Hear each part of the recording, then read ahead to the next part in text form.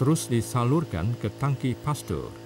Susu merupakan bahan biologik. Pertumbuhan bakteria sangat cepat pada susu ketika di dalam kelenjar ambing. Ia terjamin umpama sudah disteril selepas diperah. Jika terdedah udara, ia sangat mudah tercemar hingga membahayakan kesihatan. Boleh dikatakan perkara utama pengendalian kualiti susu sebenarnya kerja pengawalan pertumbuhan mikrobia seperti bakteria. Prospek kambing tenusu memiliki banyak faedah keuntungan daripada risiko kerugian.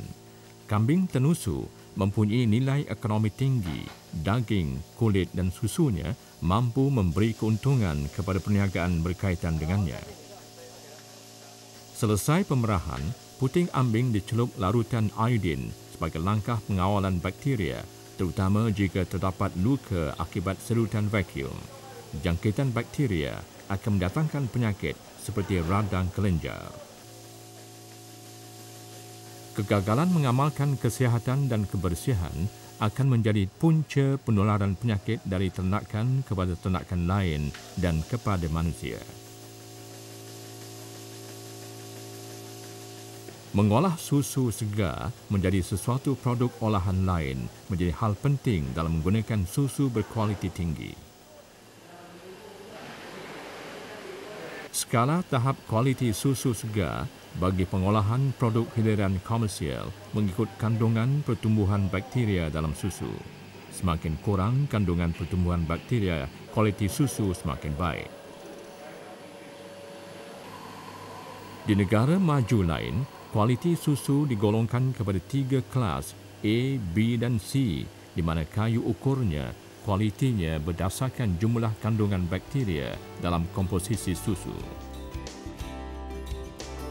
Usaha kerajaan menjadikan Malaysia sebagai pengeluar makanan halal utama serta pelaksanaan jaminan sekuriti makanan dalam negara menggalakkan pengusaha ternakan memaksimumkan pengeluaran berkualiti. Kambing tenusu yang diternakkan di sini adalah diimport daripada New Zealand bermula 2007. Teknologi yang digunakan di sini adalah berasaskan teknologi Taiwan yang disesuaikan dengan Malaysia. Minat memulakan kambing tenusu adalah kerana keyakinan yang tinggi terhadap khasiat susu kambing untuk kesihatan.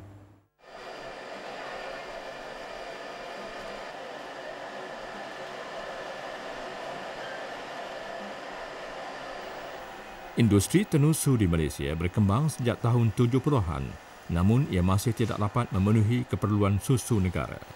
Dengan kandungan protein tinggi berbanding susu ternakan lain, industri kambing tenusu dilihat mempunyai masa depan cerah dalam meningkatkan pengeluaran susu tempatan bagi memenuhi keperluan masyarakat yang semakin meningkat. Dengan kepakaran teknologi tinggi, produk susu segar kita kini standing dengan produk negara maju yang lain.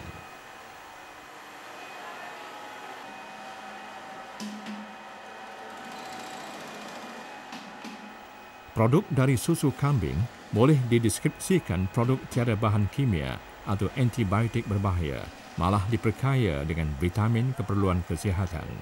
Faktor khasiat tinggi berbanding susu ternakan lain tidak mustahil suatu masa pelbagai produk tenusu lain seperti butter, keju atau yogurt dihasilkan dengan susu kambing dan berjaya menembusi pasaran utama dunia. Melalui pengurusan berkualiti bermula di peringkat ternakan, memberi jaminan kepada pengguna bahawa produk susu kambing tempatan berkualiti dan selamat untuk digunakan. Industri tenusu dijangka lebih pesat apabila penternakan kambing tenusu dikomersialkan dengan pengeluaran lebih tinggi.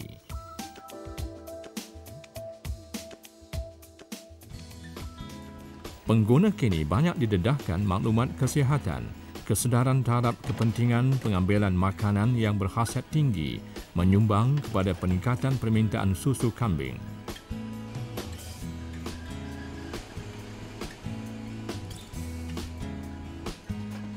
Susu kambing berkhasiat mengubati beberapa penyakit melibatkan organ dalaman.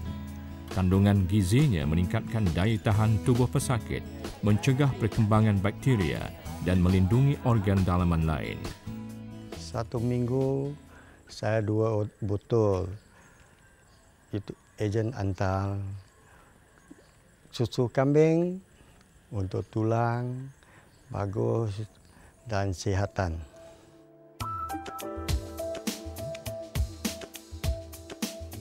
Pengubatan dengan susu kambing memberi kesan menyeluruh kepada pesakit sebagai perlindungan, pencegahan dan penyembuhan.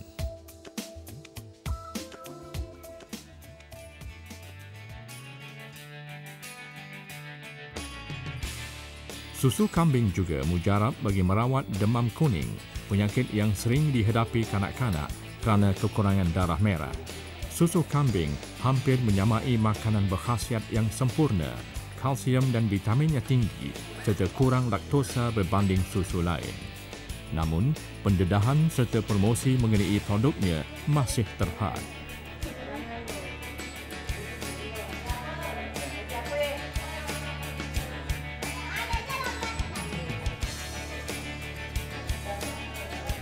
Masih ramai mengenali susu kambing sebagai produk perubatan, bukanlah produk minuman komersial.